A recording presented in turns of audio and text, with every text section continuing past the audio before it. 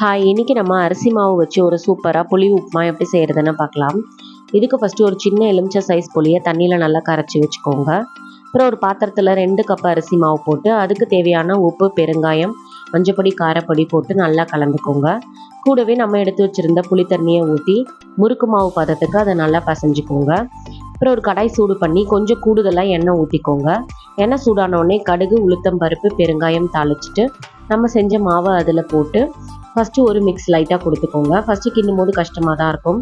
லைட்டாக ஸ்ப்ரெட் பண்ணிவிட்டு அடுப்பை சிம் பண்ணிவிட்டு ஒரு தட்டு போட்டு அதை அப்படியே மூடி வச்சுருங்க. 5 மினிட்ஸ் அது நல்லா வேகட்டும். நல்லா வெந்த உடனே தட்டை ஓப்பன் பண்ணி இந்த மாதிரி கிளறி விடுங்க. இதே மாதிரி 2-3 டைம்ஸ் மூடி வச்சு வேக விட்டிங்கன்னா அரிசி மாவு நல்லா வெந்து உதிரி உதிரியாக சூப்பராக புளி உப்புமா ரெடி ஆகிடும். ஈவினிங் டைமில் சாப்பிட்றதுக்கு சூப்பராக இருக்கும். ட்ரை பண்ணி பார்த்துட்டு எப்படி இருந்துச்சுன்னு சொல்லுங்கள். நல்லா சாப்பிடுங்க, நல்லதையே சாப்பிடுங்க. அடுத்த வீடியோவில் பார்க்குறேன். பாய்.